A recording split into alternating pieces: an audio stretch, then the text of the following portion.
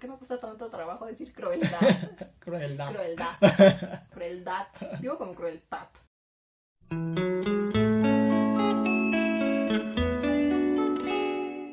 Aloha, soy Carla y esto es Burbuja de Letras. Hoy vamos a hablar de una autora de la que tenía muchas ganas de contarles. Me refiero a Mariana Enríquez, pues este video se va a tratar de mis cuentos favoritos de su libro de relatos, Las cosas que perdimos en el fuego. Este es un libro de 12 cuentos de terror. Y es que Mariana Enríquez trabaja un tipo de terror muy particular, pero muy interesante. Mariana Enríquez es una reconocida escritora argentina. Lo último que publicó fue su novela, creo que en 2019, que se llama Nuestra parte de la noche. Yo no la he leído, solo he leído este de relatos, pero también tiene otro que es anterior, que se llama Los peligros de fumar en la cama. Pero antes de la novela o sus demás cuentos, tengo muchísimas ganas de leer sus crónicas del libro Alguien camina sobre su tumba, que son relatos de viaje de todos los cementerios a los que ella ha ido y ha visitado. Entonces a mí me parece muy interesante. Aunque creo que es un poquito difícil de conseguir, no estoy segura. Mariana Enríquez estudió periodismo, específicamente se especializó en comunicación social y empezó a escribir desde muy joven. A los 19 años ya tenía su primera novela. Y de hecho ella misma lo dice, estuvo muy influenciada para escribir en autores como Stephen King o Shirley Jackson, Lovecraft, Edgar Allan Poe. Y es que su juventud coincidió con los momentos de una crisis económica y la salida de la dictadura de Argentina. Entonces a ella le tocó todo esta era de los 80s, de punk, y de hecho ella es muy allegada a esa cultura. Y ella cuenta que para ella fue un refugio la literatura y el punk. Mariana siempre tuvo interés por estas historias del santoral pagano argentino, además de mitos y leyendas en general. Específicamente ella cuenta relatos que le contaba su abuela, que ella venía de una provincia de Argentina donde tenían creencias en muchos santos creados por la misma gente y un poco relacionados con la magia oscura. Sobre las cosas que perdimos en el fuego, Mariana Enríquez dice algo que me parece algo muy adecuado. Ella dice que no está segura que estos cuentos sean de terror, sino más bien que son cuentos sobre vidas horribles trabajadas con mecanismo de terror. Y es que en realidad es bastante de ambos. Mariana Enríquez trata estos terrores cotidianos y muy cercanos a nosotros. Situaciones terribles que nosotros mismos tenemos normalizadas y que Mariana Enríquez nos confronta con ellos directamente. Nos confronta con la crueldad de estos actos y de estas situaciones que al mismo tiempo es nuestra crueldad y que no nos gusta ver. Situaciones como los niños de la calle, los entornos de pobreza extrema, también algunos trastornos psiquiátricos, los horrores de las relaciones en pareja por un lado, pero también va mucho a lo político con la violencia que ejerce el Estado. Habla mucho del terror que puede ejercer el mismo Estado sobre sus ciudadanos. Y esto se relaciona con el contexto de dictadura en el que ella todavía alcanzó a crecer. A ella le gusta escribir sobre miedos reales, sobre miedos que normalmente nosotros nos alejamos de ellos o simplemente no queremos tratarlos porque somos indiferentes. En resumen, a ella le gusta hablar de la realidad desde el terror. Todos estos temas, la violencia, la política, cuestiones sociales, todos tratados desde ahí para demostrar que el terror también es un género que puede hacer crítica social. Y esto es algo que se me hace muy padre de ella, porque Enríquez considera que ya se debería de dejar de considerar al terror como un género menor, al terror, a la ciencia ficción o a los cómics, porque, no sé, se piensa que no pueden ser tan académicos, porque sencillamente le gustan a la gente, es algo que le gusta leerlos, pero eso no los hace menores. Y ella defiende mucho esta idea. O sea que Mariana Enríquez es bien chida, y ya. El primer cuento del que les voy a hablar es con el que abre este libro, se llama El chico sucio. El chico sucio cuenta la historia de una mujer de clase media acomodada que por elección propia vive en un barrio pobre, peligroso y abandonado. Enfrente de la casa de esta mujer, en la esquina, hay unas personas en situación de calle. Es una mujer que está embarazada y su hijo pequeño de 5 años. Ella cuenta cómo viven pues en unos colchones tirados en el suelo. Ella conoce a este niñito de 5 años porque cuenta que lo ve trabajando en el metro pidiendo dinero. Una noche el niño toca a su puerta y le dice que su mamá no ha llegado y que no sabe dónde está. Ella decide pues darle algo de comer y hacerse cargo del niño esa noche, hasta que se encuentra a su mamá, que está junto con otros drogadictos, y tienen una pelea porque su mamá le reclama a la mujer que cómo se pudo llevar al niño. La mujer se enoja, pero pues lo deja pasar. Pero al otro día no hay rastro alguno de la mujer ni del niño. Pareciera que se los tragó la tierra. No están ni ellos, ni sus cosas, ni los colchones, nada. Ese mismo día en las noticias anuncia que encontraron el cuerpo de un niño pequeño mutilado. El cuerpo estaba decapitado y evidentemente había sido víctima de tortura, y se rumoraba que probablemente esto había sido para un ritual o algún tipo de sacrificio. ¿Será este cuerpo el mismo que el del niño? ¿Que el del chico sucio? Pues ya no les voy a decir más porque no los quiero spoilear, pero este es un cuento que ejemplifica perfectamente todas estas situaciones horribles que tenemos normalizadas y que preferimos ignorar. Pero además de este factor social, pues que evidentemente está con estas personas de la calle y la mujer de clase media, está la situación de la santería pagana.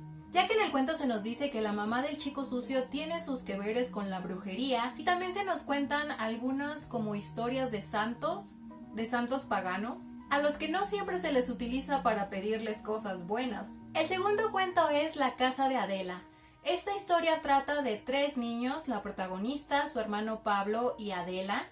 La protagonista nos cuenta cómo Adela es una niña pues muy rica, pero que no tiene muchos amigos, pues le hace falta un brazo, solo lo tiene hasta el hombro. Ellos empiezan a convivir mucho y ocurre que se obsesionan con una casa abandonada que se encuentra en su barrio. Ellos sienten que la casa misma los atrae y les habla, así que un día deciden ir a ver qué hay dentro de la casa abandonada. Lo cual no fue muy buena idea, que digamos. Al entrar ahí se dan cuenta de todos los horrores que contiene la casa y pues solo salen 2 de los chicos. Uno de ellos se queda atrapado. Este cuento también está muy genial porque combina esta tradición de la casa embrujada con las casas de tortura de la dictadura argentina. Y además tiene que ver con esta cuestión también de los desaparecidos que dejó la dictadura. Otro de mis cuentos favoritos fue El patio del vecino. Uy, es en serio, me dio mucho miedo. Este narra la historia de Paula, que se acaba de mudar a una casa nueva junto con su marido. Sin embargo, en los últimos años Paula no la ha pasado nada bien, dado que su papá falleció y ella perdió su trabajo, y a raíz de esto además sufrió de una depresión.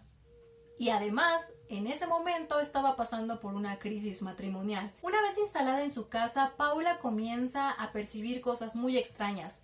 En la noche escucha ruidos muy fuertes como si alguien tratara de entrar a su casa, o ve a una especie de enano en las noches en su cama. Y por último, y lo más tétrico, un día ve en el patio de su vecino a lo que parece ser un chico desnudo y muy sucio encadenado. Paula se obsesiona con saber de este chico porque pues ya no lo vuelve a ver, y entonces decide que va a entrar a investigar a la casa del vecino para saber de una vez por todas qué es eso que estaba encadenado. Y pues esa tampoco fue la mejor de sus ideas.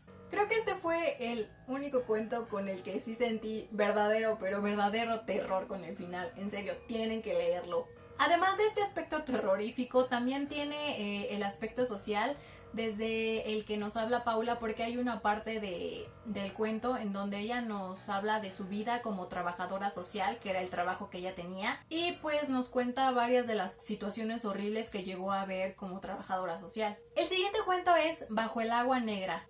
En este cuento seguimos la historia de la fiscal Pinat, que está investigando el asesinato de 2 jóvenes a mano de 2 policías corruptos que se creen intocables. Estos jóvenes a los que mataron pertenecían a la comunidad de una de las villas de Argentina. Las villas en Argentina son estas poblaciones donde se vive en la miseria. En la villa donde vivían esos chicos del cuento había un río que más que un río parecía como un estanque donde llegaban todos los desperdicios de la ciudad. Y ahí es donde quedan hundidos sus cuerpos. Un día una joven de la villa llega con la fiscal a decirle que ella vio que Emanuel, uno de los chicos asesinados, salió del río semanas después de ser asesinado. Al principio la fiscal no lo cree, pero ella está muy intrigada y decide ir a la villa a ver qué pasó y si es cierto que Emanuel ha vuelto. ¿Por qué todos toman tan malas decisiones? que ya tienen curiosidad. La curiosidad mató al gato, literalmente. Este cuento es maravilloso, además de tener estas cuestiones sociales, pues de la brutalidad policíaca y de las comunidades que viven en pobreza extrema. Después la combina un poco con pueblos fantasmales y una especie de culto. Yo sé que ahorita esas dos cosas suenan muy raras, pero en el cuento cobran mucho sentido y dan mucho miedo. El último cuento es el que da nombre al libro, Las cosas que perdimos en el fuego. Este cuento parece más bien de ciencia ficción, pero eso no le quita que de lo que habla siga siendo terrorífico. Todos hemos escuchado, y tristemente, que uno de los ataques que más se perpetúan por la violencia de género son estos famosos ataques con ácido. Pues el cuento trata de algo así, pero en vez de ácido, los hombres utilizan pues fuego para quemar a sus mujeres, las prenden vivas. El cuento narra cómo una de las parejas más famosas de Argentina, conformada por una actriz y creo que un futbolista, pasa por esta situación. El marido quema a la actriz viva. Y esto desata por toda Argentina una plaga de hogueras. Las mujeres se comienzan a quemar vivas por voluntad propia. Pero no lo hacen para matarse. Ellas solo se queman unos segundos y deciden vivir quemadas toda su vida. Esto se vuelve una situación que nadie puede controlar, ni siquiera las mismas mujeres. Creo que al leer esta situación pues resulta muy impactante, pero esta perspectiva desde la que nos plantea Mariana Enríquez, siguiendo la tradición de la quema de brujas, pues es muy interesante.